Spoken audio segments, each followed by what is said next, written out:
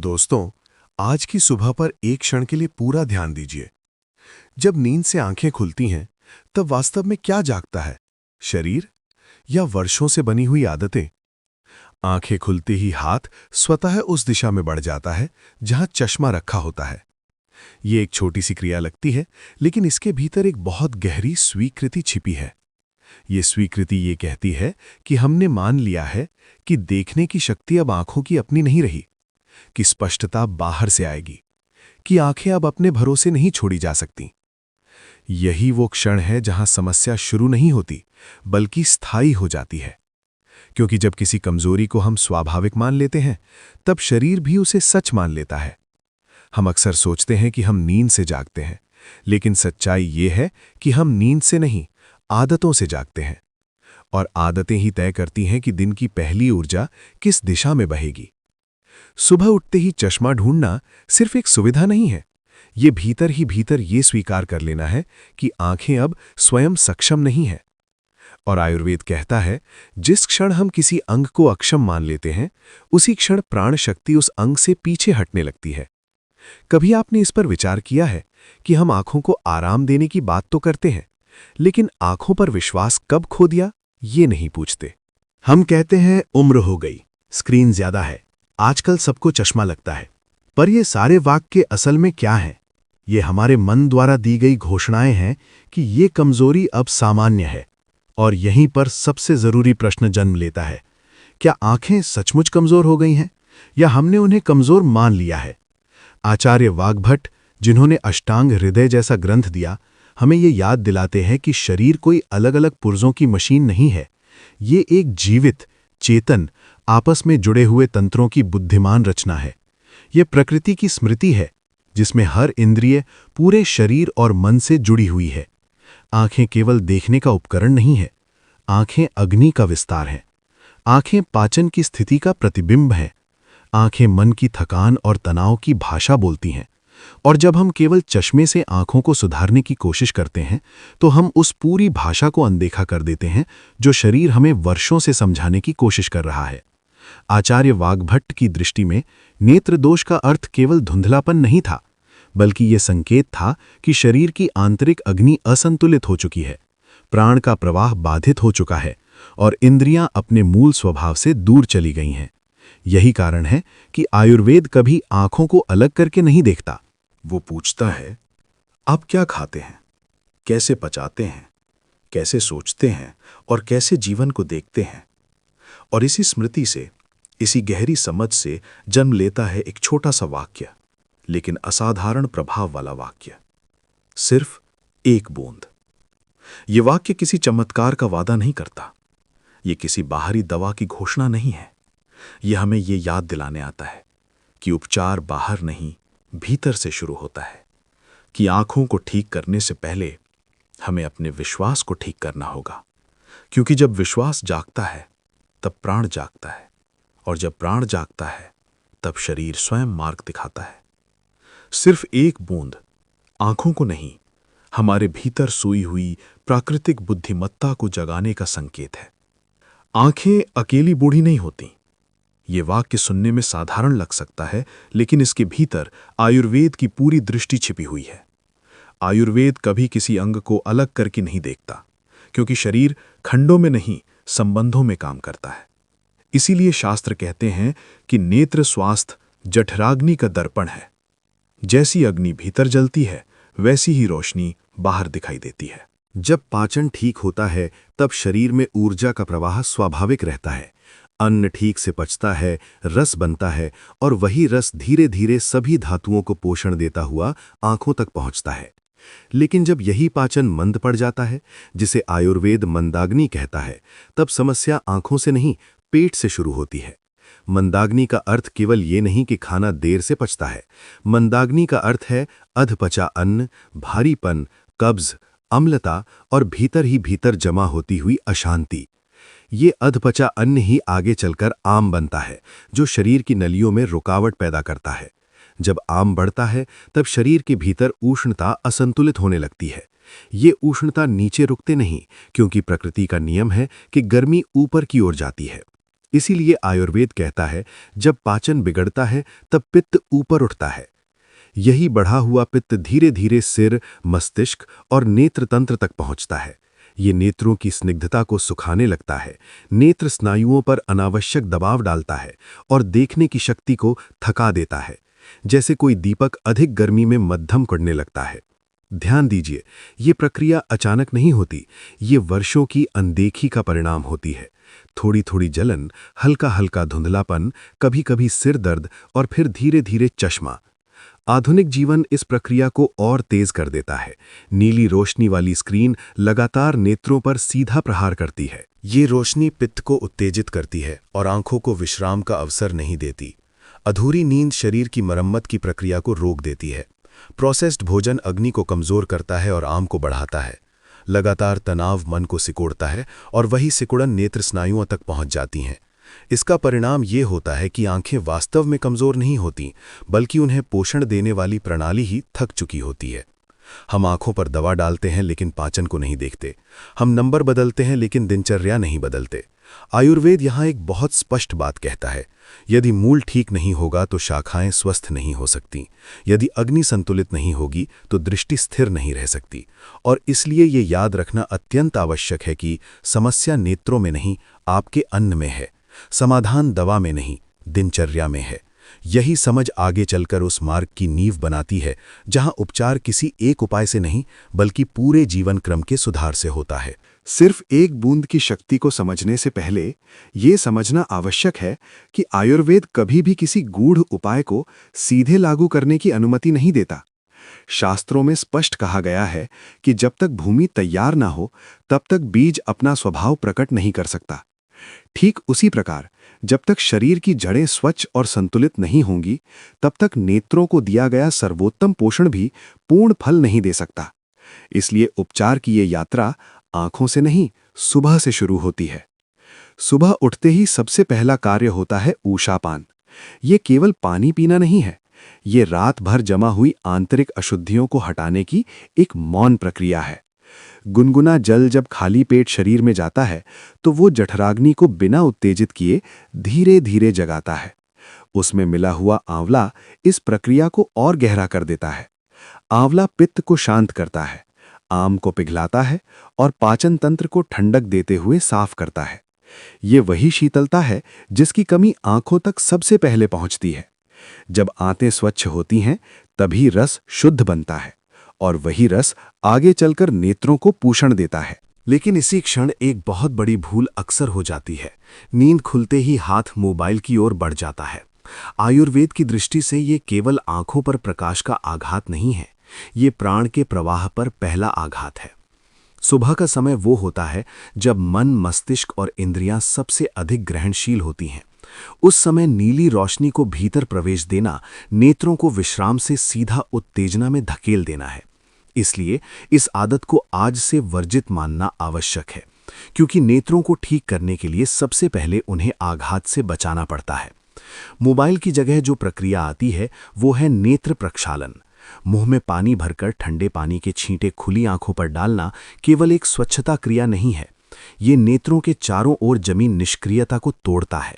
ये पलकों, स्नायुओं और रक्तवाहिनियों को संकेत देता है कि अब उन्हें जागना है। ठंडा पानी पित्त को शांत करता है और छींटों की गति नेत्र क्षेत्र में रक्त संचार को सक्रिय करती है। धीरे धीरे आंखों में एक ताजगी महसूस होने लगती है जो किसी भी आई ड्रॉप से अधिक स्वाभाविक होती है। इसके बाद आता है त्राटक, जिसे अक्सर केवल ध्यान की प्रक्रिया समझ लिया जाता है, लेकिन वास्तव में ये नेत्रों को उनकी प्राकृतिक क्षमता में लौटाने का अभ्यास है। खुला आकाश, हरियाली या दूर का क्षितिज देखना आंखों को वो विस्तार देता है जो स्क्रीन ने उनसे छीन लिया है। पास पास देखने की आदत ने नेत्र स्नायुओं को संकुचित कर दिया है। त्राटक उस संकुचन को खोलता है। जब आंखें दूर तक देखती हैं, तब वे पहली बार फिर से स्वतंत्र होकर काम करती हैं। ये वही क्षण है जब आंखें यांत्रिक देखने से बाहर निकलकर सजीव देखने की अवस्था में प्रवेश करती हैं। ये पूरी सुबह की प्रक्रिया देखने में सरल लग सकती है, लेकिन यही वो भूमि है जिसमें आगे चलकर सिर्फ एक बूंद का बीज डाला जाएगा। यदि ये भूमि शुष्क होगी, यदि ये भूमि विषाक्त होगी, तो वो बूंद भी अपना चमत्कार नहीं दिखा पाएगी।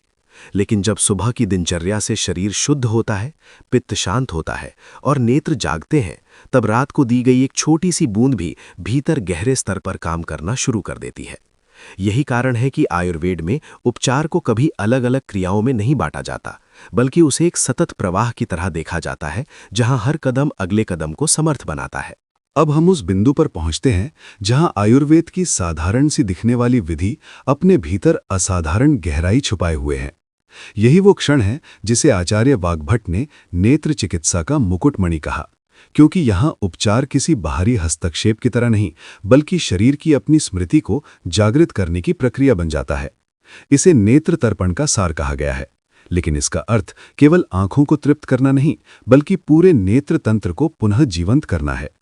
यह अभ्यास रात के समय किया जाता है, सोने से ठीक पहले, जब दिन भर की उत्तेजनाएं शांत होने लगती हैं। ये समय इसलिए चुना गया है क्योंकि उस क्षण शरीर मरम्मत की अवस्था में प्रवेश करता है। मन यदि अशांत होगा तो प्राण बिखरे रहेंगे, और प्राण यदि बिखरे होंगे तो पोषण गहराई तक नहीं जा पाएगा। इसलिए सबसे पहली शर्त है कि मन शांत हो, विचार हल्के हों और शरीर विश्राम की तैयारी में हो। अब सामग्री की बात आती है। यहाँ किसी भी घी की नहीं, बल्कि शुद्ध देसी गाय की घी की बात हो रही है। आयुर्वेद इसे सत्वगुणी कहता है, क्योंकि इसमें स्निग्धता है, शीतलता है और वो क्षमता है जो सूक्ष्मतम स्रोतस तक पहुंच सकती है। घी केवल वसा नहीं है, ये वो माध्यम है जो गहरे धातुओं तक पोषण ले जाने की योग्यता रखता है। आचार्य वाग्भट के अनुसार घी शुक्ल, मज्जा और ओज तक पहुंचकर उन्हें बल देता है, और यही बल अंततः नेत्र स्नायुओं में स्थिरता बनकर प्रकट होता है। पीठ के बल लेटना इसलिए आवश्यक है ताकि घी गुरुत्वाकर्षण के विरुद्ध नहीं, बल्कि स्वाभाविक दिशा में कार्य करे। आंखों और शरीर के बीच कोई तनाव न रहे। इसके बाद या तो पूरी तरह स्वच्छ ड्रॉपर लिया जाता है या फिर अनामिका उंगली, क्योंकि आयुर्वेदिक दृष्टि में ये उंगली सबसे कोमल और कम आक्रामक मानी जाती है। हर आंख के भीतर के कोने, जिसे कर्णिका कहा गया है, वहां केवल सिर्फ एक बूंद डाली जाती है। यही लोग सबसे अधिक गलती करते हैं। अधिक डालना बेहतर नहीं होता। आयुर्वेद मात्रा में नहीं, संतुलन में विश्वास करता है। एक बूंद पर्याप्त है, क्योंकि ये विधि शरीर को संकेत देने के लिए है, दबाव डालने के लिए नहीं। जैसे ही बूंद आंख में जाती है, पहले धुंध महसूस होती है। ये धुंध कोई समस्या नहीं, बल्कि ये इस बात का संकेत है कि स्निग्धता सूखे स्रोतस में प्रवेश कर रही है।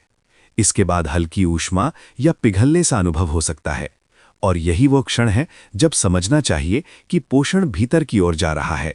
अब आंखों को बंद किया जाता है और नेत्र गोलकों को बहुत धीरे धीरे सभी दिशाओं में घुमाया जाता है। ये घुमाव घी को पूरे नेत्र क्षेत्र में फैलने देता है, जैसे तेल किसी सूखी भूमि में धीरे धीरे समा जाता है। इसके बाद अंधकार में ही रहना आवश्यक है, क्योंकि प्रकाश इस सूक्ष्म प्रक्रिया को बाधित कर सकता है। अंधकार में नेत्र विश्राम पाते हैं और प्राण बिना व्यवधान अपना कार्य करते हैं। ये घी भीतर जाकर कई स्तरों पर काम करता है। ये बढ़े हुए पित्त को शीतल करता है, क्योंकि नेत्र रोगों का मूल कारण प्रायः पित्त की उग्रता होती है।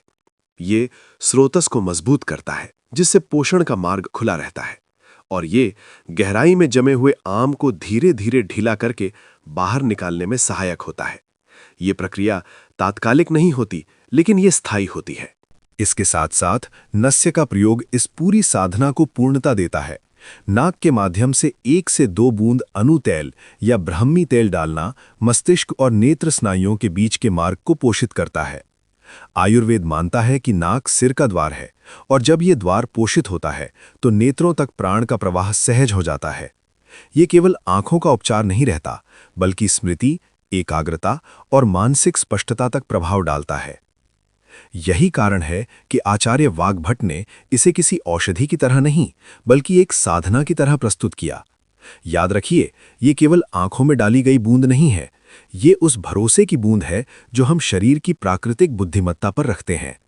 सिर्फ एक बूंद, मात्रा में छोटी लेकिन प्रभाव में इतनी व्यापक कि पूरा नेत्र तंत्र, पूरा प्राण तंत्र और पूरा विश्वास तंत्र एक साथ जागने लगता है। रात को दे गई सिर्फ एक बूंद अपने भीतर गहरा कार्य करती है, लेकिन आयुर्वेद ये स्पष्ट करता है कि किसी भी रात्रिकालीन साधना का प्रभाव तभी स्थायी बनता है जब दिन भर उसका संरक्षण किया जाए। जैसे कोई पौधा रात में सिंचाई पाने के बाद भी दिन की धूप और देखभाल मांगता है, वैसे ही आंखें भी निरंतर लालन पालन चाहती हैं। नेत्रों की शक्ति केवल एक क्रिया से नहीं बढ़ती, वो पूरे दिन की आदतों से संचित होती है। दिन में सबसे सरल और सबसे प्रभावशाली अभ्यास है पाल्मिंग। हथेलियों को आपस में रगड़ना केवल गर्मी पैदा करना नहीं है, ये प्राण को सक्रिय करने की क्रिया है। हथेलियों में तंत्रिका सिरे अत्यंत सघन होते हैं और जब वे आपस में रगड़ खाकर गर्म होते हैं तो उनमें सूक्ष्म ऊर्जा जागृत होती है। इन्हीं हथेलियों से बंद आंखों पर कप बनाकर रखना आंखों को उस ऊर्जा में स्नान कराने जैसा है। इस अंधकार और ऊष्मा के भीतर नेत्र स्नायुओं को विश्राम मिलता है और जो थकान दिन भर जमा हुई होती है वो धीरे धीरे ढीली पड़ने लगती है। यही कारण है कि इसे आंखों का आश्रम कहा गया है, क्योंकि यहाँ आंखें किसी मांग या उत्तेजना के बिना केवल विश्राम करती हैं।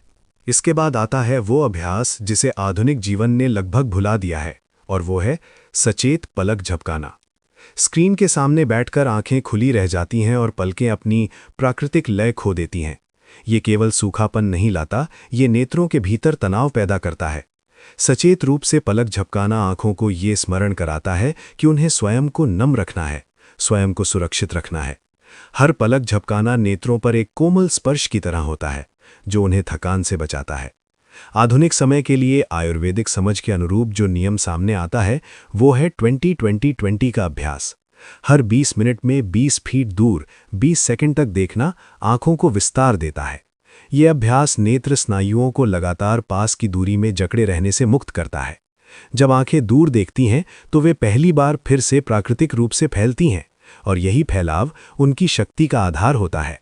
ये छोटा सा अभ्यास आंखों को ये सिखाता है कि उन्हें केवल काम करने के लिए नहीं, देखने के लिए बनाया गया है।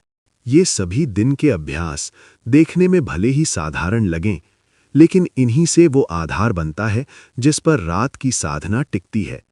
पामिन से विश्राम मिलता है, पलक झपकाने से नमी बनी रहती है और दूर देखने से स्नायु संतुलित रहते हैं।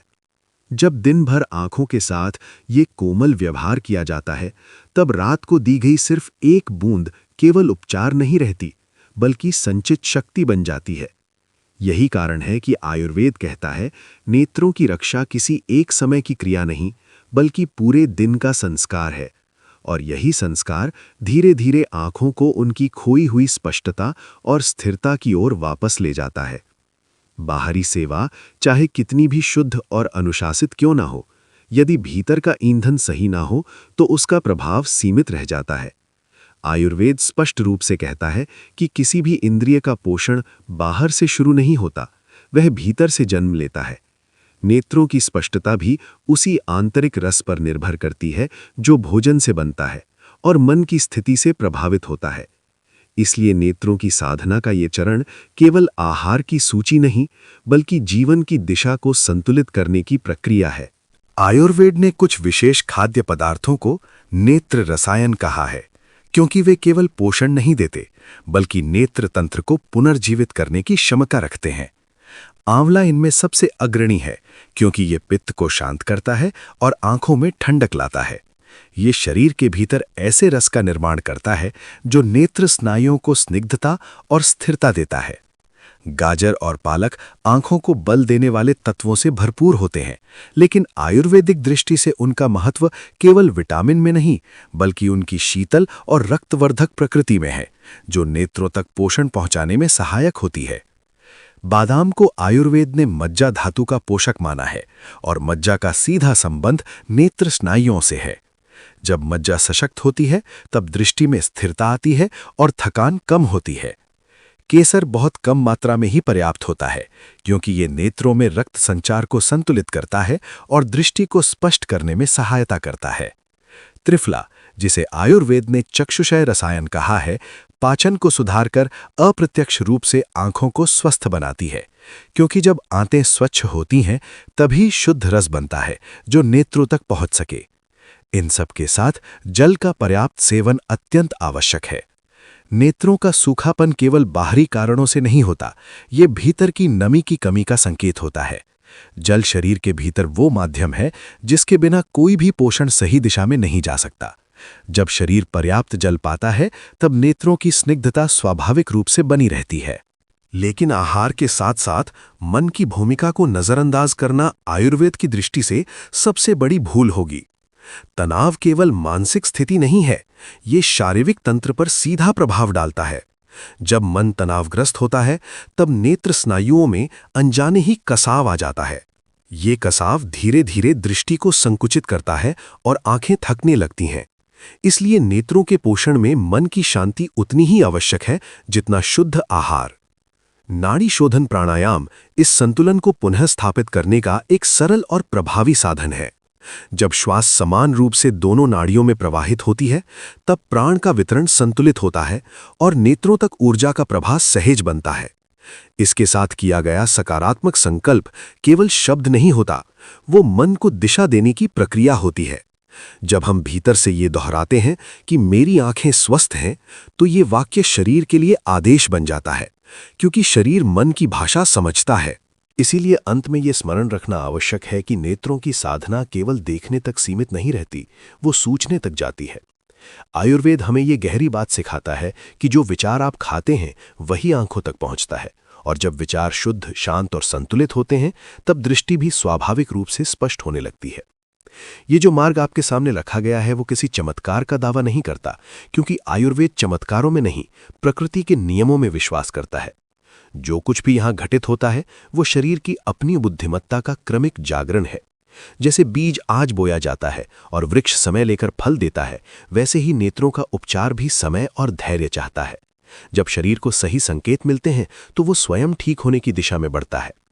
इस यात्रा में परिवर्तन अचानक नहीं आता, बल्कि धीरे धीरे स्पष्ट होने लगता है।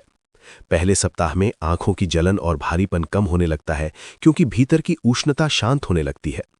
दूसरे सप्ताह तक सिरदर्द और तनाव में कमी दिखाई देती है, क्योंकि नेत्र स्नायुओं पर पड़ा दबाव ढीला पड़ने लगता है। और लगभग 1 महीने में दृष्टि में एक सहज स्पष्टता उभरने लगती है, जो किसी जबरन सुधार की तरह नहीं, बल्कि स्वाभाविक प्रकाश की तरह होती है। इस पूरे क्रम में 3 बातें सबसे अधिक आवश्यक हैं। धैर्य, क्योंकि शरीर अपनी गति से काम करता है। नियम, क्योंकि निरंतरता के बिना कोई भी साधना फल नहीं देती। और श्रद्धा, क्योंकि जब तक हम अपने शरीर पर विश्वास नहीं करते तब तक उसका उपचार अधूरा रहता है। ये यात्रा वास्तव में चश्मा हटाने की नहीं है, ये उस निर्भरता को हटाने की है जो हमने वर्षों में आंखों से छीन ली है।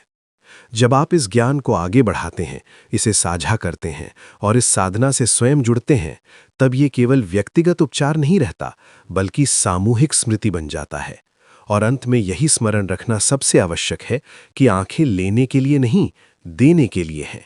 उन्हें विश्वास दीजिए, उन्हें समय दीजिए, और वे आपको दुनिया का हर रंग, हर रूप और हर सत्य पहले से कहीं अधिक स्पष्टता के साथ दिखा देंगी।